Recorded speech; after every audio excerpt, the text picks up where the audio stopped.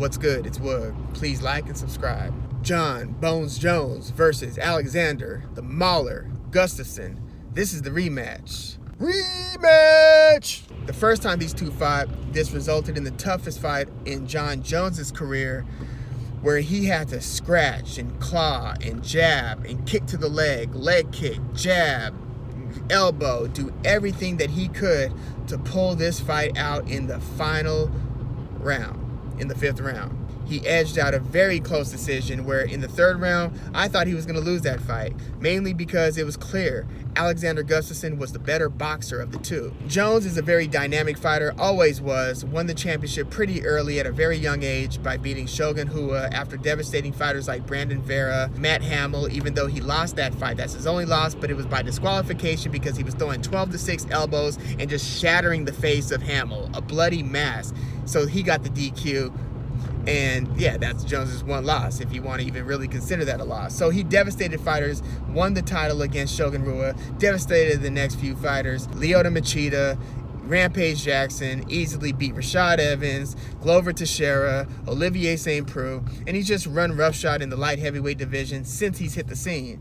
Alexander Gustafsson, that fight was a different question. This was the first time that Jones didn't have a clear reach advantage. Gustafsson was landing more clean shots, was just getting his combinations off quicker, was jabbing more effectively, and Jones was just looking very uncomfortable in that stand-up, and we weren't used to seeing that from Jones because his reach advantage, his length, his athleticism were always such a clear advantage over the opponents. Just wasn't the case here. But again, Jones barely did enough, and some people feel like Gustafsson won that fight, but Jones, according to the judges, made it out by the skin of his teeth with the decision victory. So Jones seems to have convinced himself that he underprepared for that fight, that he underestimated the Mauler Gustafsson, that he took him lightly, and that he's not going to make that same mistake again. I have my reservations on this.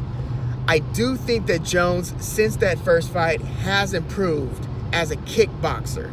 He's always been a great wrestler, a devastating wrestler, just destroying people. The way that he beat Ryan Bader, a wrestler himself, with his wrestling, and the way that he choked him out, he just manhandled Ryan Bader, who's about to contend for the heavyweight title in the Bellator promotion against Fedor Emelianenko, because he being Bader, beat Matt Mitrione, and he's beat a lot of good fighters lately. He's beaten Phil Davis. But yeah, when he fought John Jones, Jones had zero problems handling him, stopping him early, and then his next fight was for the title against Shogun Rua, and the rest is history for John Jones. He's just been going on a tear. He hasn't lost a fight since. And as I mentioned, he's improved in his kickboxing. And that was most evident in the fight against Cormier, their second fight, where he kicked Cormier up top, stopped him. One of Cormier's only 2 losses, the other one also coming to John Jones, but that one by decision. This one removed all doubt until John Jones tested positive for PEDs, which changes everything, changes the whole narrative. Now there's a cloud of doubt over everything that Jones has done. I don't know how much of that Cormier fight was because of his advancements in his kickboxing and so forth, and how much had to do with the PEDs. He looked suspiciously strong against Cormier. Cormier is now the heavyweight and light heavyweight champion in the UFC, and he knocked out Stipe Miocic, who many were considering to be the greatest heavyweight, if not one of the 3 greatest heavyweights, along with Fedor Emelianenko and Cain Velasquez. Well, Cormier knocked Stipe out and is now the heavyweight champion. And that same Cormier, albeit he was a lot lighter because he was fighting at light heavy, was kind of being manhandled. Anytime he would get into tussles with Jones, it looked like it was Jones moving Cormier's body and not Cormier moving Jones. It might have had something to do with Jones's height, his leverage that he was getting into his hips when they would tussle, but Jones just looked extremely strong in that fight before stopping Cormier. So again, I don't know how much of that had to do with Jones just being an outstanding fighter, which he is. There's no question about that.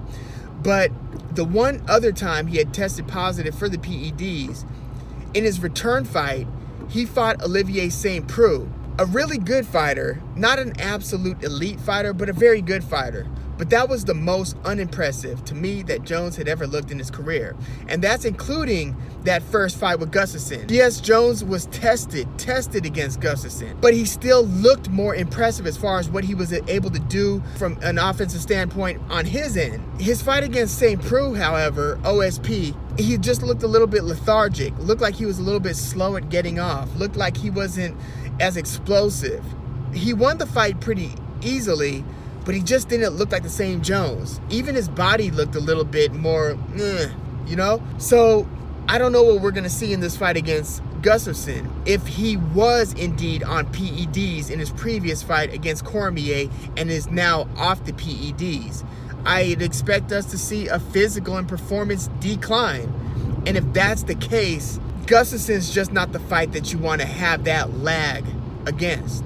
So to me, this fight is a bit of a toss-up. I really don't know how to call this one. I'd give it as close to a 50-50 fight as you could give it. It is possible that Jones, again, removes all doubt and just devastates Gustafsson and looks at the crowd and says, what now? What now? Because Jones does have that bit of an a-hole in him where he does seem to want to remove all doubt and just shut the crowd the hell up. Shut all the doubters up.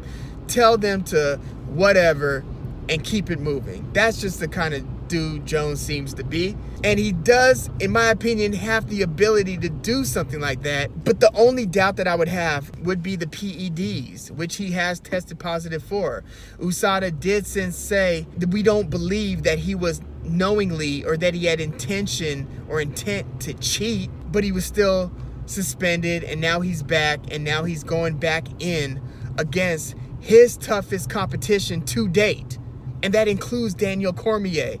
For whatever reason, the matchup is just a tough matchup for Jon Jones. So we'll see if he did indeed just prepare for Gustafsson the first time. Sometimes I call him Gustafsson, sometimes I call him Gustafsson. I get it. But I really can't wait for this fight.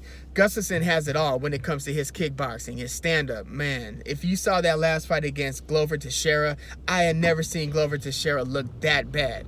I've seen him get devastated and knocked out early in the fight against Anthony Rumble Johnson. My God, you want to talk about a devastating massacre. Look at that fight. Rumble Johnson versus Glover Teixeira. But Gustafsson just boxed Teixeira's ears off before eventually stopping him with a triple uppercut. Who gets hit with every uppercut in a triple uppercut combination? Gustafsson did that against Teixeira. It was amazing. He put on a boxing clinic against Glover Teixeira. Granted, Teixeira isn't Jon Jones. He doesn't control the spacing like Jones. He isn't as elusive as Jones. And he's a lot older than Jones. But Gustafsson is just a high-performance fighter. And his only losses have come against Daniel Cormier, Phil Davis, Rumble Johnson, and that Jon Jones close decision loss. And I think there might be one other. But yeah, Gustafsson is about as good as they come when it comes to the stand-up game, especially at the light heavyweight division. So I think Jones has his work cut out for him. So yeah, that fight is on the 29th. It's right around the corner. I can't wait. Again, I give this about a 50-50 fight. But there's just something about Jon Jones that when he really wants to make a statement, he finds a way to make a statement. And although I give this 50-50, if I had a gun in my head, I had to bet, can't bet against Jon Bones Jones. To me, he's the greatest fighter of all time, with Anderson Silva being the number 2. Jones is just a bad man. So we'll see what happens. But yeah, that's where I stand on Jon Jones, Gustafsson, the rematch. Until next time, this is Woog. Thanks for tuning in. Feel free to like and subscribe. And yeah, if you have any input, please comment. Thanks, y'all.